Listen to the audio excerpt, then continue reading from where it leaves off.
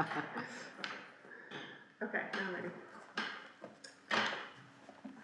Okay, the Tuesday, April 22nd, 2025 meeting of the Gardner City Council Economic and Community Development Committee will come to order. The clerk will please call the roll. Council Kaczynskis. Present. President Tyros. Present. And Council Hume.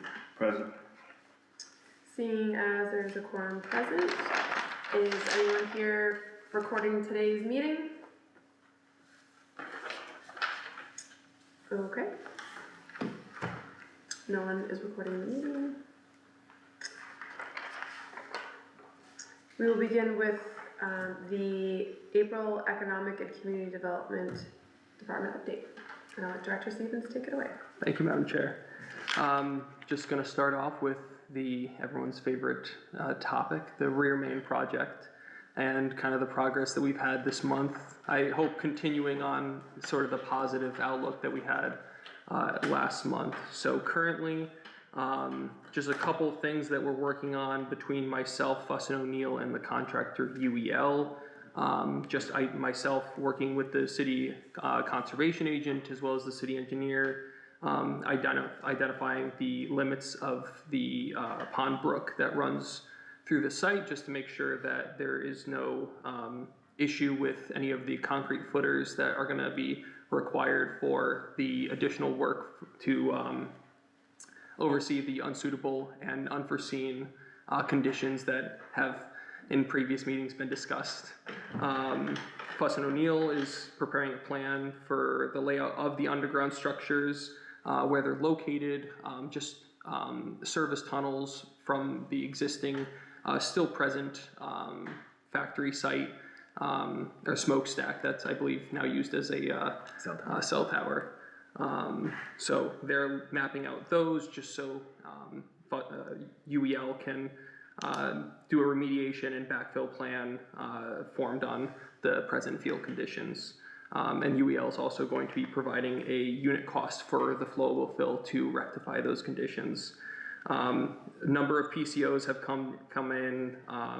We're still pending authorization through Fuss & O'Neill. So those are change orders for additional work needed. That includes the splash pad, the geofabric installation in the vehicular areas, pedestrian areas, soil conditions for the landscape areas, so the green space, as well as the drainage structure change just to have additional drainage on site with the present conditions. So all those are currently in review with Fuss & O'Neill. So all pretty good things to be considered. We're pretty much, I would say, nearing the end. I would hope by the next monthly update, I hopefully could say proudly that we're back into construction, but that is going to also require additional work on the site. So that's estimated to be about a few weeks of work for the tunnels, about a month work for the vehicular areas, about 2 to 3 weeks for the hardscapes, and about 3 to 4 weeks for the drainage system on site. So overall, about 2 months, 2.5 months worth of work required of additional work on top of before the actual original contracted work can get started. So just to give kind of a full update regarding that. If there's any questions regarding that, you can. I feel like it should be more of a conversation, so rather than just go over everything, if there's any questions regarding the rear main project, we can stop there. Okay. Are there any questions, comments from the committee? Just quickly, Madam Chair, that pre-work that you're talking about, that's 2 to 3 months that we have to do that before. That geotextile fabric that's being paid for from the bond reappropriation work, that's part of the pre-work. Okay, so that's included. All right, that was just my clarifying question. Yeah, everything related to the unsuitable and unforeseen conditions, as well as the high groundwater, is all part of the additional work. So once that's completed, the original contractor work can begin. And again, if it does begin within the next month, we could expect June, July, or no, if it was 2 months after, then May. So then July, early August, completion of the additional work. Late And then- summer to complete the Yeah. pre-work. Yep. Yeah. Are you still expecting the contracted work to occur this year, like late summer? Yeah, fall? yeah. Immediately following the additional work, we're expecting the original contracted work to begin. I'd like to hear that. You know, we're trying to make sure that everything is kind of in place so that, you know, the Tensar staff that's going to be like actually traveling with the fabric is coming from out of state. So we're coordinating with them as well as UEL to make sure that this site is fully prepped for them so that once they're there, as they travel out of state, immediate installation, you know, whatever work is needed over the coming days following that, but they can get to work right away following. So, if there's no more questions, I'll just continue on. Any further questions from the committee? I just had actually one. I think we touched on it before, the smokestack cell phone tower. Is there any plans of replacing that, or is that getting redone, or is that staying as?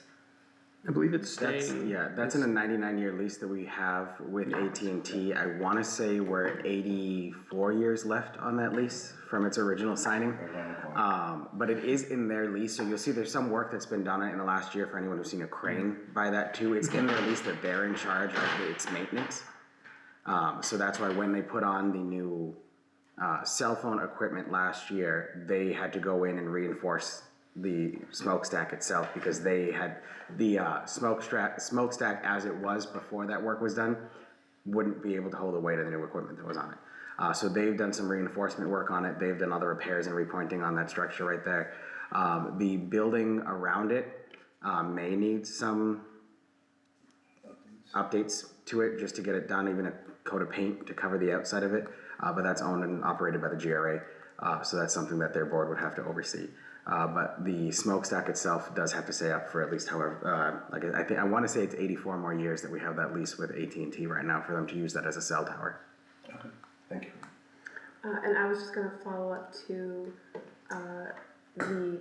the project itself, so when the original contracted work, so we basically don't see any changes to the original contracted work. Like, No. we had to do all this cleanup first Yes. because of what was discovered. Yeah. And that's been very quick, meaning in a good way, meaning it's been thorough and it's been thought out so that we can get to the original contracted work, but right now, so that's what can get us on track to what we had expected to do before this was discovered through the work that we've done so far. Yes. Okay, okay. Okay, go ahead.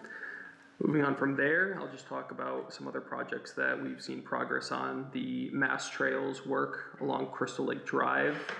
Work has continued following March 31st, I believe it started. Only work remains is a chain link fence, a couple of two rail, not fences, posts. It's kind of like a safety guard for some of the sharper turns to prevent, anyone like riding along to, especially bikes, not just go over the side. So safety being a concern for ourselves there. I haven't gone out, so maybe some top coating in terms of like sealing. They weren't able to do it prior in 2024, so I believe they had already finished it, but there might be some left. They have finished it. And then some seeding for the loam. So it's pretty much most of the way there. We do have quite a bit left over in those funds. So in total, we've paid out around $380,000 out of the 600 that we have total. 500 of that being grant, 100,000 being the match with the city. About 220K remain. I would estimate probably about 20 to 30 would be needed for the remaining work. And then we're going to actually use the rest of it with DPW to actually pave, hopefully Crystal Lake Drive. That's the goal for that. I know that I've driven on that road a few times just to check out prior to the contractor starting work over there. And that road could use some TLC. But that's all the updates I had for that project. If anyone has any questions, or I can move on to the next item. You said the 500,000 was the grant and then the 100,000 was our match, Yep. right? Okay, thank you. Any questions, comments from the committee? No? Thank you, Madam Chair. That paving of Crystal Lake Drive will go from where the bike trail ends at Greenwood Pool to along Crystal Lake through the cemetery to where the new bike trail picks up. It's not gonna go from Park Street all the way through because there's a gas line that needs to be replaced, and if we pave the whole street there, then it'd be digging up what we just paved. So we've already contacted Unitil about that because the gas line goes from Park Street, Crystal Lake Drive, and then up Abbott Street. So that's where we'll be picking it up from where the Greenwood Pool area ends and goes forward from there. The trail, if you look, is roped off in certain spots right now. That's because the concrete slabs for where the bollards will go, so to make sure cars can't go down there, were just poured last week, so those are all done now too. I just walked it today, it actually looks really cool. I think it looks fantastic, and I think the only question I have for clarification is that 500,000 grant money, is that kind of use it or lose it funds? So it makes a lot of sense. By June 30th. Yeah. Oh, thank you, and I would just say thanks for getting that moving because it is a use it or lose it situation, so that's another reason to use it. But I don't know as if there hadn't been follow-up and things moving along that we would have not lost, so it seems like we're going to be able to keep it and invest in the city, so I appreciate that. Further questions, comments from the committee on the Mass Trails item? Okay, go ahead.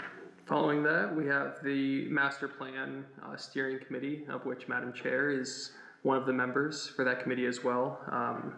We did host the kickoff meeting between ourselves being the steering committee, BSC Group and Barrett Planning Group, the two contractors for that work.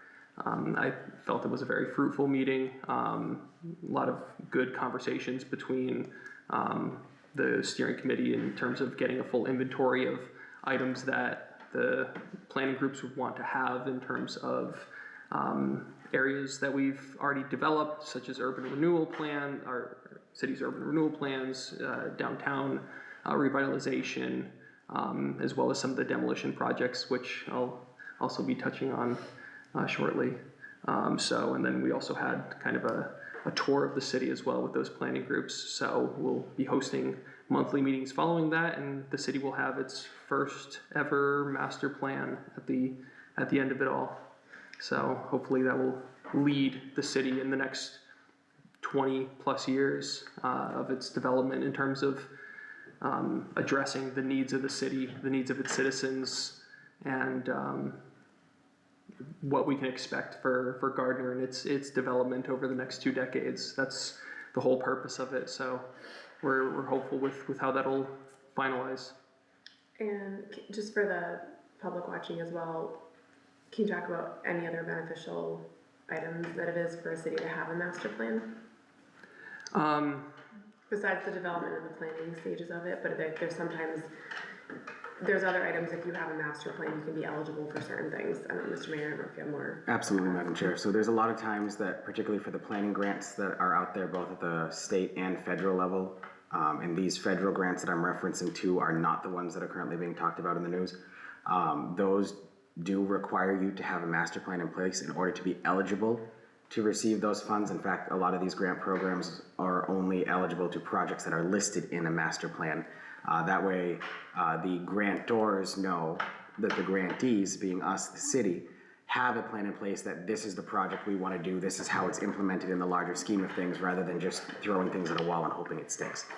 So that's why having a master plan is so beneficial, and it's one of the reasons why I can still remember back in 2020, it was one of the conversations that we had when I first took office, was that we need to start getting our own master plan to open up these doors for us that are currently closed.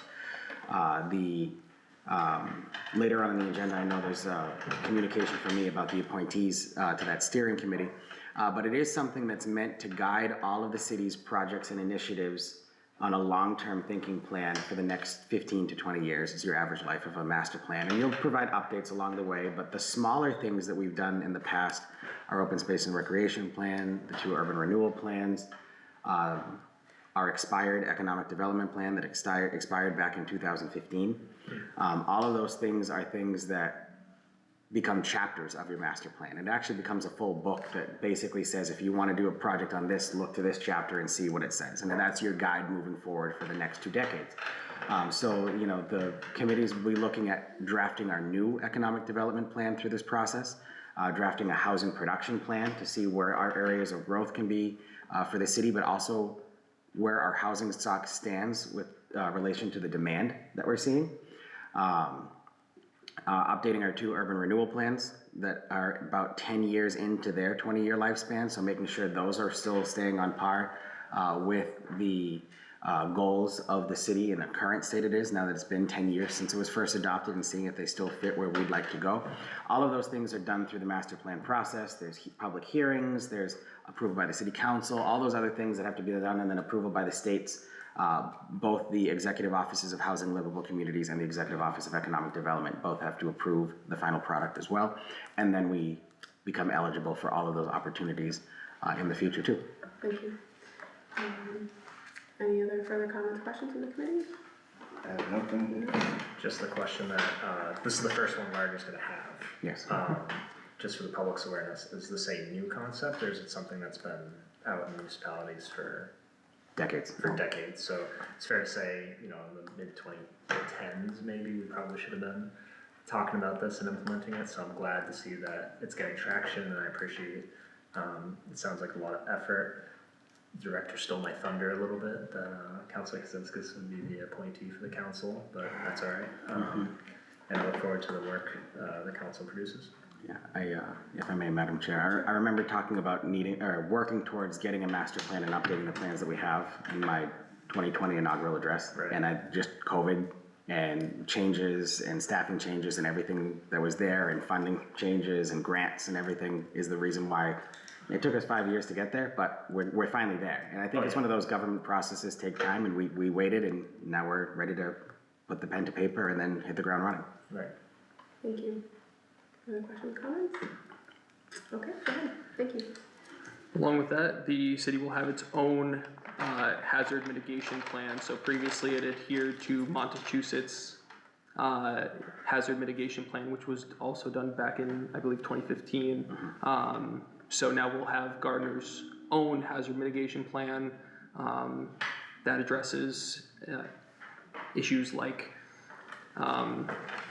ice, dam failures, heavy rains, extreme temperatures, hurricanes, everything that Mother Nature can really throw at us, or we can come to expect that could have, if we're not prepared, devastating effects on the community. So making sure that we take charge in that way as well, and that we have something that's curated to us as an individual community.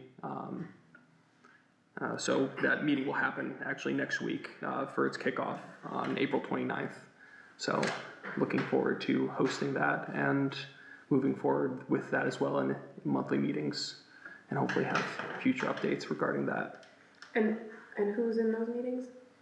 So in those meetings is myself, Paul Topolsky. And Paul, with the city, he's a director. Emergency management. Emergency management. I was like, all I could think of was Mima and FEMA in 2020, because Paul and I were thick as thieves during 2020. He was an absolute guiding light when it came to us getting literally every cent reimbursed and doing those processes. So Paul Topolsky and his emergency management. Yep. Police Chief McAveen, Fire Chief Lagoy, Greg Dumas from Conservation Commission, Councilor Brooks as the Public Service or Public Safety Commission, and I believe that's all of the members. So we'll be hosting that one. Yeah, this is like closing the circle in a way to what we talked about after the terrible floods in Leominster, and how we wanted to. That was like our real response to it. I just thought it was really responsible for us to do it at the time, but now it's nice to see that it's moving forward. It kind of goes hand in hand with all this stuff. So thanks for getting that together. This is another one that was originally partially grant funded. The council appropriated the match for it. I don't have the dollar numbers off the top of my head, but we can certainly get those too if the council would like a reminder on that. These are plans that began after the September 11th, 2001 terrorist attacks that were suggesting that cities and towns look at this. We never did it. Here in Gardner, they used to be called disaster plans, and then they were called disaster and climate change plans, and now they're called hazard mitigation plans, to put them all into one category. And having this would be a chapter of the full master plan, and does also open the doors for us to receive funding from MEMA and FEMA, which we currently are not eligible for. Same thing with the Commonwealth's Municipal Vulnerability Preparedness Grant Program, or the MVP program as they call it. You're also not eligible for grant funding for that unless you have this plan in place too. So this again opens those doors for us. Thank you. Further questions or comments from the committee? No, I'm just excited. I hear all these, and you know, I'm not taking notes. I usually rewatch everything on YouTube and everything else, but you know, I'm listening and I'm thinking back to, like you said, it's over in Leominster. President Tyros, you got ahead of it. You, if I remember right, I don't have my notes with me. You brought up the plan. That was you, am I correct? You put it into the agenda when that happened, about in case something happened here, to come up with the plan, which is great. And then you know, the Eco Development Committee. You said it's 2015 since it was 2015, 10 years ago. The Eco Dev plan that we had? Yeah. Yeah, it was put in place in 2005 and expired in 2015. So this is us making a new one because it's been 10 years since it expired. And everything else, which is great. You know, and I'm excited, you know, and I hope the city and the constituency that we're really making sure that we're ahead of the game. So that's all. Thank you. Good. Moving on from there, just a quick update for the Gardner Redevelopment Authority, as my position also encompasses that of executive director for that organization. I have been out there on one of the properties that we own, quite the name for Gardner, the Garbos property, a number of times with prospective buyers for it. We have gotten a number of offers, and the GRA is currently in the process of looking at and considering those offers. So we'll be having the second meeting to do such on Friday, actually. We had the first last week. So pretty quick turnaround there, but hopeful for the outcome there. Because I know that property has been the GRA's hands at least since 2012. I believe that the urban renewal plan and the remediation of that site was finished. So it's been a number of years. Thank you. Questions, comments from the committee? Following that, I'll just move on to another board, planning board. We've had a number of public hearings this past month, one of which for the historical zoning ordinance amendment. We approved that as presented in our last meeting. That was, I believe, last Wednesday. I forget the date in April that was, but we've also had public hearings prior to that earlier in the month, I believe April 8th. On the self-storage facility, on a proposed self-storage facility, as well as some two-family or multi-family, I think it's actually three family residents on Emerald Street. So those were proposed, as well as received some comments from the public, and looking forward to moving forward and seeing how the public engages with those and seeing where those go. But just to give a quick update regarding that board. Thank you. Anything from the committee, questions or comments? Okay. Following that, there's another council / board. The Gardner Cultural Council was able to meet in regards to processing whether to move forward with allotments for applicants. That was actually earlier in the month, and just this morning we had our final meeting to actually decide on allotments for that. So I vice chair on that council, and that was decided this morning. So hopefully the applicants should be getting notified shortly in regards to their applications and their funding, and I'm really looking forward to how that plays a role in terms of Gardner's vibrancy, and especially this coming summer. There's a couple things on there that I'm quite excited for, so I'm looking forward to how the community reacts to some of those projects. And just for clarification, so that the allotments, so that total amount of funding comes from the state, and then it comes to our local cultural council because we apply for it. Yes. And then we decide as a local cultural council who to disperse that to based on the applications we get from people in this, from Yes. organizations in the city. And 100% that's- right. Yep, so that's a yearly, thing that we would do, and that's one of the principal functions of the cultural council is if you have an established one in your city or town, you can utilize those funds from the state, so. If we, as long as we meet and do what we're supposed to, we get to, like you said, we get to award those funds and see where they go, so that was pretty neat, I agree with that. Questions, comments? I'll talk about some of the work from my assistant director, Evan Cudmore. The Greenwood Pool project, we currently already have a contract with Ty and Bond in terms of professional engineering and environmental consulting services for that, as they oversee the project, in terms of its demolition. Has already gone out to bid on the, or no, actually will go out to bid on the 24th. I'm getting ahead of myself, a couple days early. So that will go out to bid on Thursday, the 24th of April. It closes on the 24th? Oh, sorry, it closes on the 24th. I thought we had the pre-site. Oh, you know what? Go ahead. No, you're right. Okay. We had the pre-site walk on the 17th last week, so that was with prospective contractors as well as, I believe, a member of the Historical Commission and a couple other members. Just walking through the site, getting a view of it, if they're interested in moving forward with bidding. And it will go out to bid on Thursday, the 24th for a 31-day period. 30-day period? 30-day period. Great. Questions, comments from the committee? So June, we should expect demo to start. Yes, I would say so. I would say it might take for any remediation for the site, but there will be work being done on site.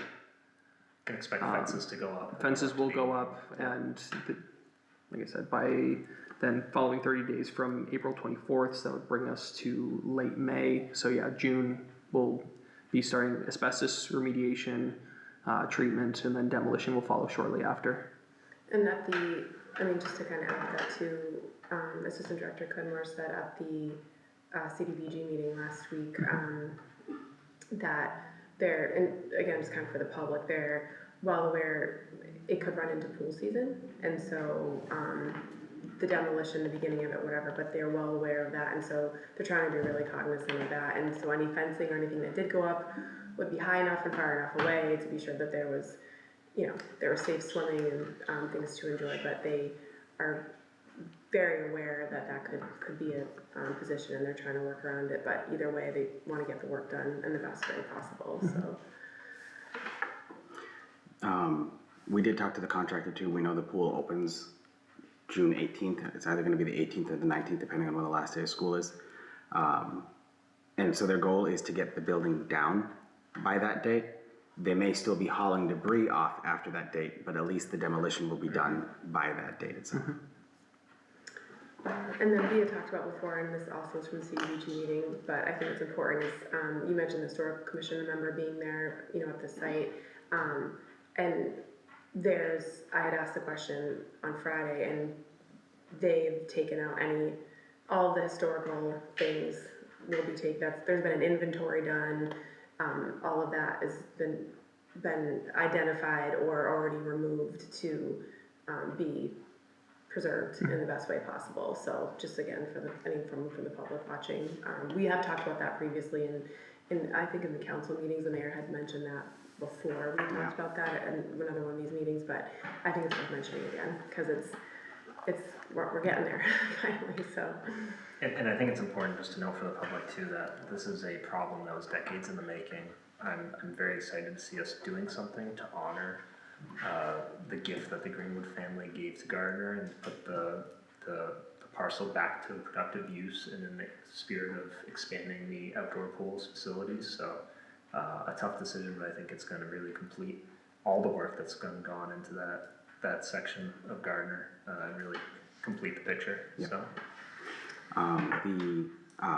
Greenwood Pool sign is set to come down by end of week. We're taking that down just to save it from the demolition that's there. In the demolition contract is saving the copper cupola, the two big ones and the two smaller ones in the building, and trying to find a way to utilize those in the pavilion that'll eventually be built there.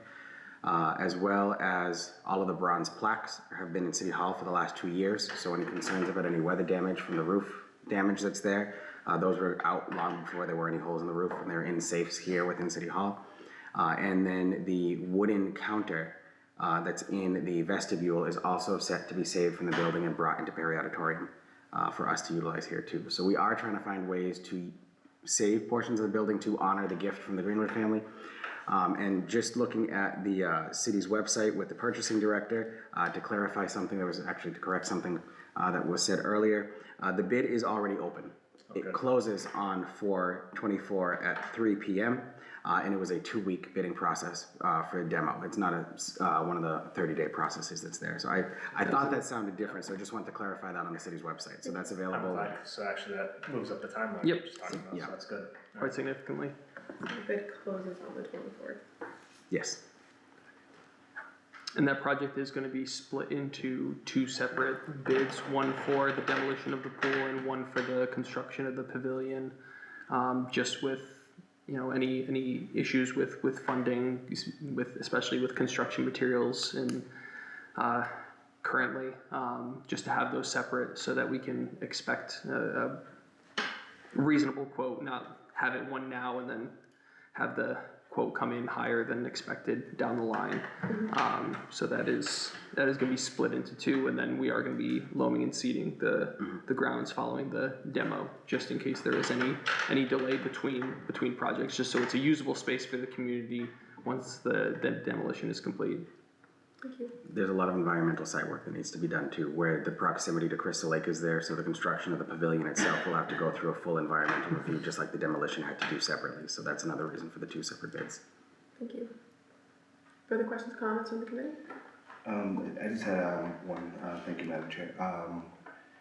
There was one item in particular I had a constituent that asked over and over, and I never got to ask a question, but I feel like right now's the time to ask. Was there a register? I guess there's a very antique, regular, like some register that's in there that everyone that came in they used to use, and that's how they charge them, but it's a very antique-ish register. I don't know. I didn't go on the pre-site. The historical commission's gone in there, and knowing one of their officers, Alan Agnelli, I feel like that would have been brought to our attention had that still been in there, because Alan went in with his wish list of everything to save and we saved it. But we can certainly take a look. Thank you, that's all. Thank you. Further questions, comments? Okay, go ahead. Along with that, for demolition, 205, 213 Main Street, we had a slight delay in them obtaining their demolition permit due to some groundwater. There was full testing done on the groundwater to make sure it was safe in terms of dumping into the sewer main. We went that through the Director of Health as well as the city engineer to make sure that we took all the right precautions, even though the water itself was clean. So that was all performed, and the demolition permit was obtained. And so the actual substantial completion date for the project will be May 2nd. Thank you. Questions, comments from the committee? Thank you.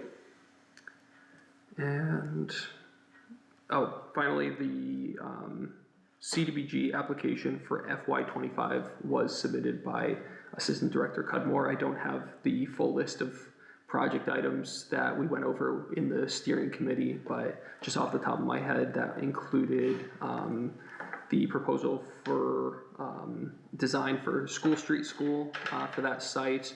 It included downtown phase 5, and that includes along Willow Street, infrastructure, curbing, sidewalks, lighting, that sort of thing. And the final was, what was the final? Waterford. Waterford Street School, yeah, the fire and electrical fire system for Waterford Street School were the 3 projects that we move forward with. So we're looking forward to hearing back from the state in regards to any comments regards to that, but we have not heard anything yet. So the committee they make a recommendation, it's submitted by the assistant director, and then the state from there takes that and they do the vetting, and that's how we find out what we can get the funding for. Okay.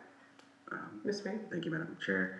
This was the application that the council voted on a couple meetings ago to endorse. There was no changes between what the council voted on and what we had now. And normal timeline for us to find out about those grants is late September, early October. So we're still, it's not unusual for us not to hear back about anything yet. And that's funding that, again, the state receives from the federal government, and then the state gives it out to cities and towns that are mini entitlement like us, and that means that we're under 45,000 in population. Thank you. Questions, comments from the committee? I think just because the CDBG program's been in the council spotlight in the past, something new, I believe this year from when I was on the CDBG steering committee a few months prior, was that new practice was we gave the state contacts an advanced copy, right, for review. So I think that's an important thing to note, that that was one of your implemented improvements to the program that occurred this year. Thank you. And then also the CDBG steering committee, the new ordinance is now in practice, and so that was the group that had met on Friday, and so moving forward, that's how it will be, and I think that will help to get the regular updates and the regular meeting schedule with the process. Further questions, comments? Okay. I think that's enough. That's it? Okay. 1 month, that's all you did? Thank you. Yeah, absolutely. Okay. Moving to item 11514, a communication from the mayor regarding the appointment of an ad hoc advisory committee to take part in the drafting of the city's first master plan. Mr. Mayor? Thank you, Madam Chair.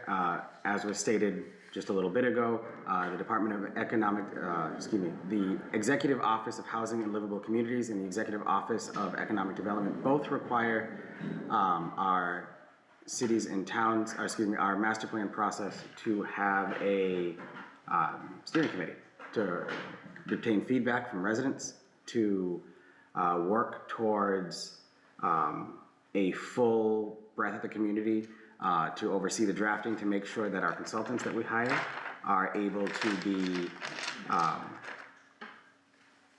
in line with the city's vision for ourselves. I've appointed my members of the committee. I know the council president has an appointee who he's already mentioned is Chair Kaczynskis. But just, I wanted you to know who I have appointed and why I've appointed them to. So that's the purpose of this letter that's here. In short, Director Stevens is going to be chairing the committee as the department that's going to be overseeing the implementation of this work.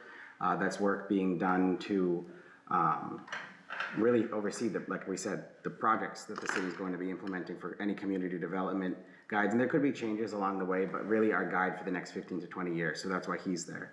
The planning board representative is Mr. Eric Flint. Mr. Eric Flint was recently appointed to the planning board. He serves as a conservation planner for the city of Worcester. And the reason why he brings a unique perspective to this is that he works on implementing master plans with his current job. That means that he knows what goes into these plans, how they're drafted, the type of language that should be used for them, and really what the vision is that should be implemented with the overseeing of this. Rebecca Maroy from the Greater Gardner Chamber of Commerce, she's their president and CEO and has been since January of 2023. Before that, she worked as a staff member at the chamber, and before that, she owned her own business. So being someone who works in the business community, has owned her own business, and the number of businesses that we've had express interest in Gardner recently are things that really made her stand out as something that if we're working to make Gardner truly open for business, what do we need to do to accomplish that goal? State Representative John Zlotnick, as a lot of the things that are in these plans open us up to state grant funding. I figured it would be good to have a state perspective on that committee. George Ouellette, a retired housing developer from the city of Gardner, who also chairs our housing authority, where housing is one of our priorities, and we're looking at, I mentioned in my State of the City address, zoning for housing in the city and just reviewing the red tape that's there, that's been put in for a while that doesn't need to be there, where we're drafting a housing production plan, someone who actually has knowledge of how the city interacts with developers who are looking to build housing and what the city's processes are. I thought provided some insight as well, especially with the housing production plan. And then lastly, on my appointees, and somewhat uniquely, Alexander Lucia, who is a 2022 graduate from Gardner High School. He's also a local business owner with his photography studio and his film studio and his clothing store that he has. Where this is a long-term plan, I wanted someone who has that long-term interest in Gardner, for someone who wants to stay here for a long term too. And just providing that youth perspective to the committee to see what it is that, you know, someone who's graduating college would like to see in order to stay here in Gardner after they left. And thinking back to my own class of 2013 at Gardner High School, how many of them are still in Gardner? It's far less than the number of us who graduated in the class. And what can we do to get our students to stay here, because that's Gardner's next generation and future. So those are the individuals who I've appointed to the steering committee for the master plan. And I wanted to make sure you knew who was involved and the reasons why they were picked, as I've done in the past with various committees that I've appointed. Thank you. Thank you, Mr. Mayor. Questions, comments from the committee?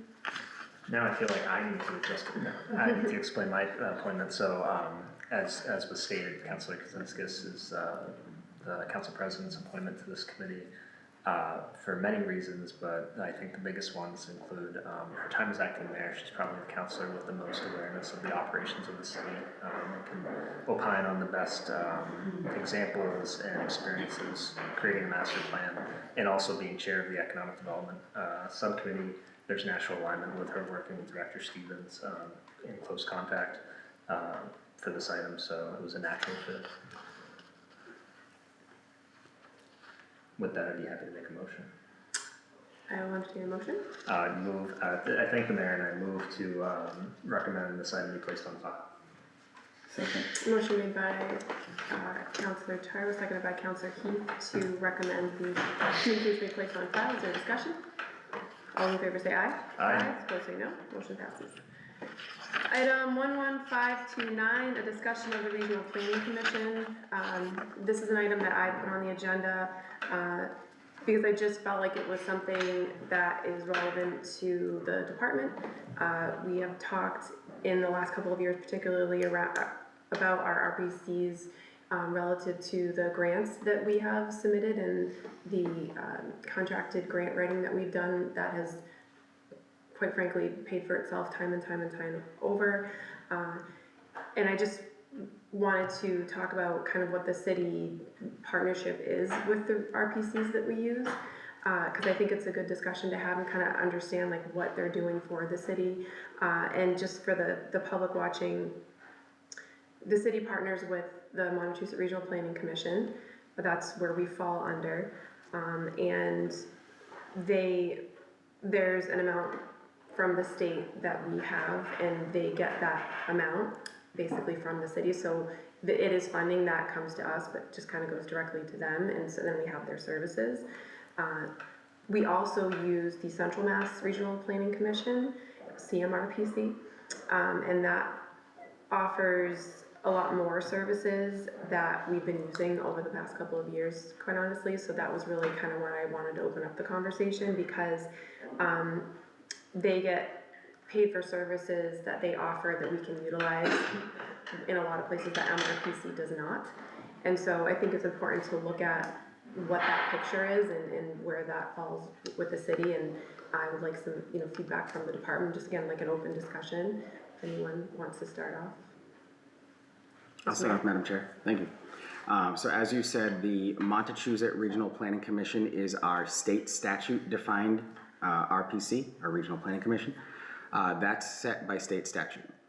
They are our on-call if we need technical assistance for things like planning studies, in terms of, they do offer some limited grant writing.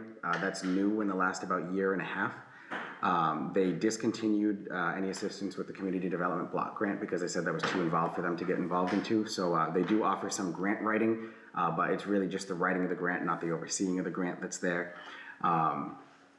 And then again, any technical assistance when it comes to implementing different plans or drafting any different plans, that's what your RPC is for, is to help partner with you through your planning processes that are there.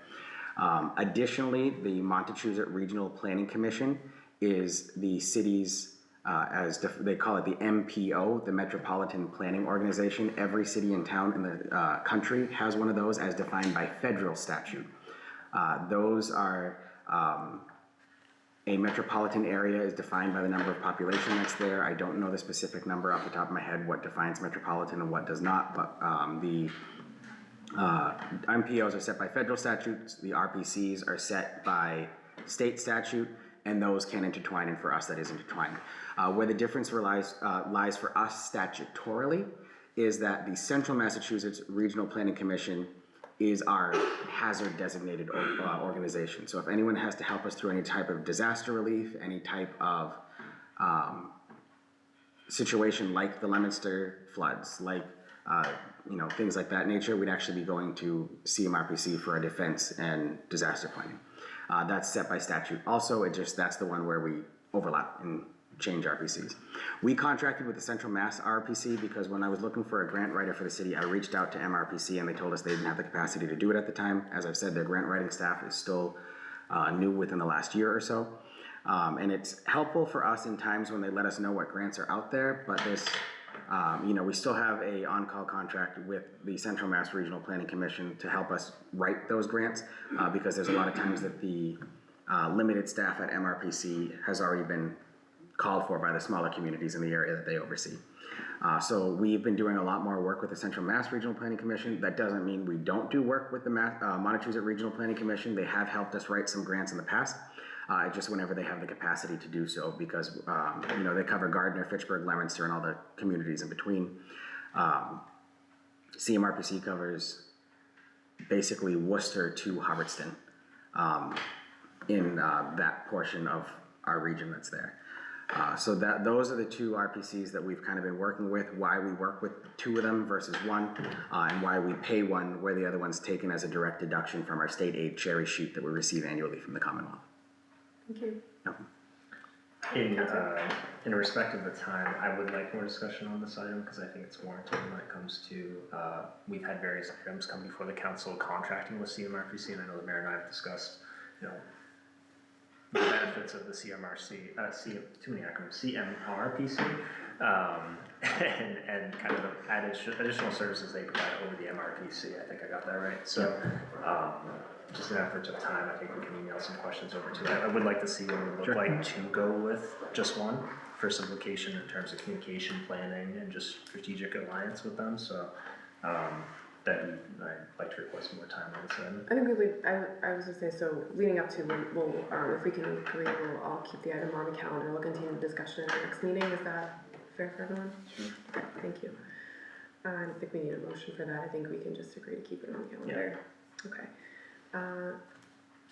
Item 11454, report on the investigation of the Mackey Park project. I know we had some questions from the last time. Ask for a little bit more information. Do you have? So most of the funds, as I had said last time, most of the funds still encumbered are in a contract with E.H. Perkins in regards to some telephone poles that need to be moved on behalf of Verizon. So some of the communication in front of you, there's a 28-page packet of emails in regards to back and forth between National Grid, Ty and Bond, in regards to, I only printed out one for the sake of the planet. The one that's actually, is it? Yes. Oh, so funny. And then the one pager that I also printed out is probably the more pertinent one in terms of the most up-to-date correspondence. So that was, Ty and Bond and National Grid had originally, at least in regards to the most recent correspondence, on December 23rd, contacted them, had gotten a ticket, work ticket, and then on March 28th, they had contacted them again. That was by the time that the work was expected to at least begin, but they had responded that the work was larger than what was to be expected. There were TV wires also within the telephone poles, so they would have to also contact Comcast. Since then, they have created a new ticket in regards to the new work for the TV cable wires used on those poles, and they have followed up twice after the creation of this new ticket, but no further updates have been able to be gathered from at least Verizon's perspective. But National Grid and Ty and Bond have done quite a job, and the 29 pages of emails I've printed out kind of overlay or give oversight to that. The amount of work that they've done. Yeah, they were out today moving the wires. So if you drive by, you'll notice that the old cut poles, I think, only have 1 or 2 wires left, and those are the Verizon wires that still need to be moved. Thank you. So Question? once that's done, So once that is done, then that's when the money's encumbered. the poles can be moved. The contract with E.H. Perkins is for filling in the holes after they've already been moved.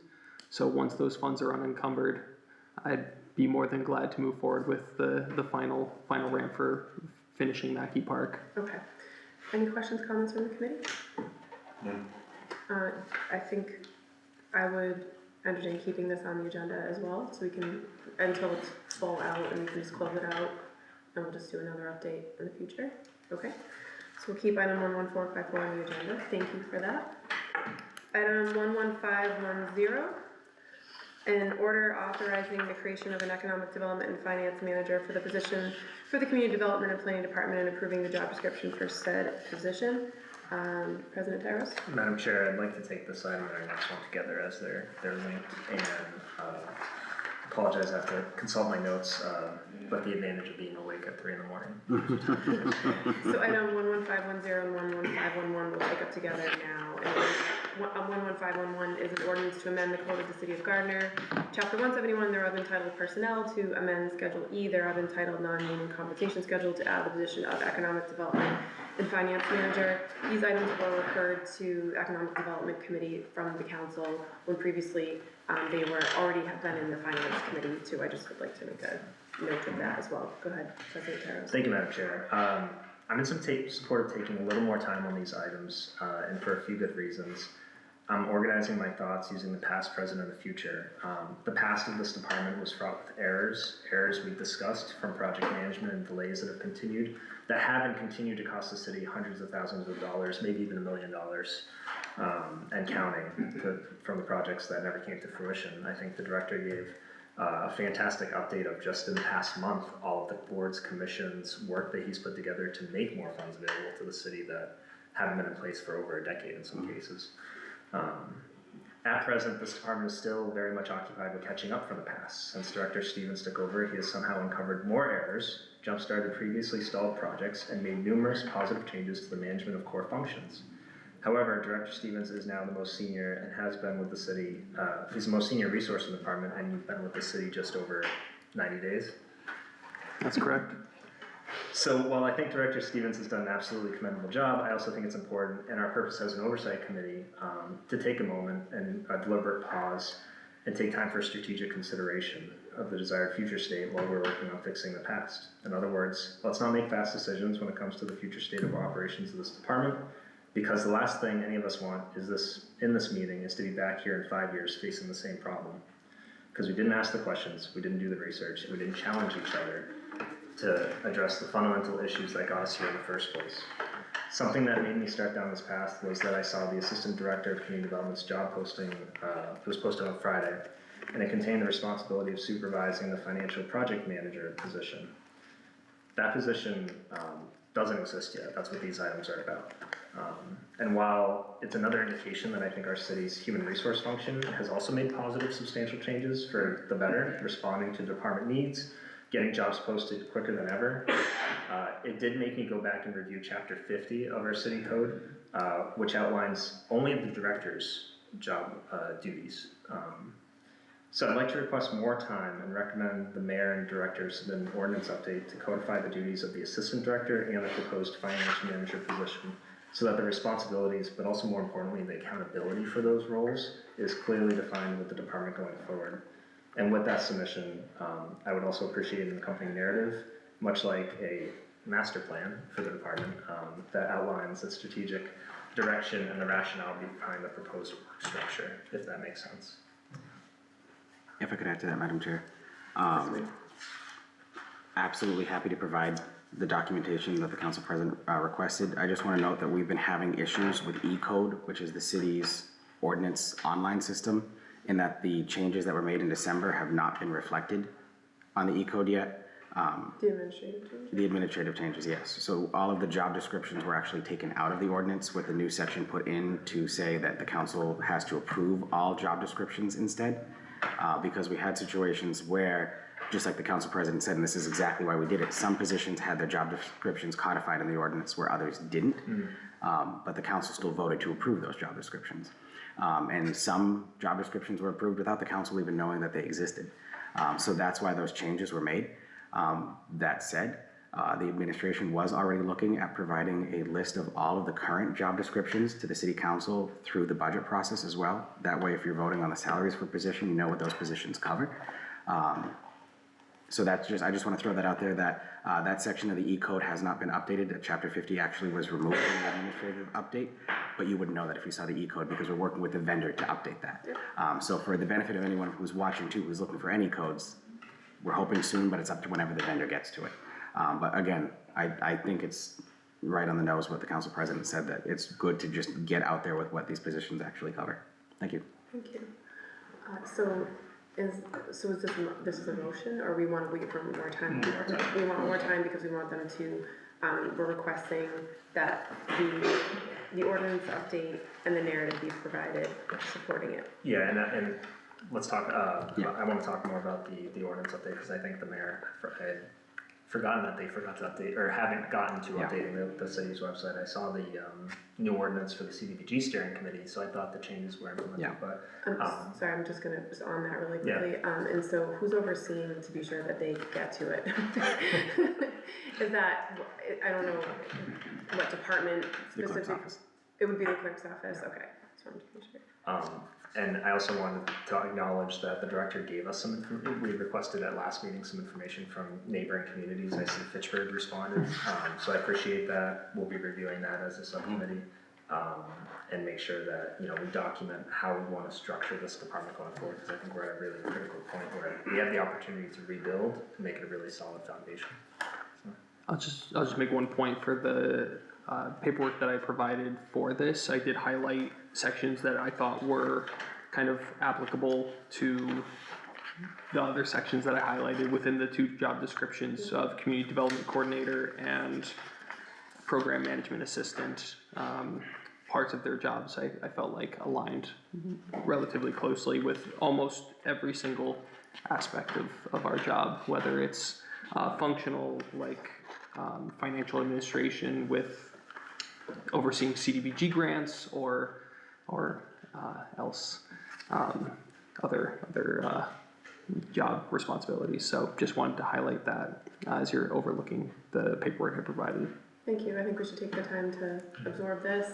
And we understand that you're, I mean, I think I can collectively say for this committee, I'm gonna add, that we can all agree that we know that your department needs to hire and get structure and you need support, and so any support that we can offer in the capacity that we can as an oversight committee, like, you know, glad to be able to do the next couple weeks, but we certainly understand kind of the urgency here, but also we want to be thorough, and obviously that's kind of what these conversations are about. So I do think it's worth the suggestion, and that way we can do this once and do it correctly, and then look at what we did and, you know, make it better before we give our recommendation, because really it's a recommendation from the committee is what it is. So so we'll take more time on that item as well, if there's any objection from the committee. Okay. If there isn't anything else, I will entertain a motion to adjourn. So moved. Second. Motion made by Councilor Heath, seconded by Councilor Tyros to adjourn. All those in favor say aye. Aye. Opposed say no. Motion passes. Meeting is adjourned. Thank you, everyone. Madam Chair. Thank you. All right.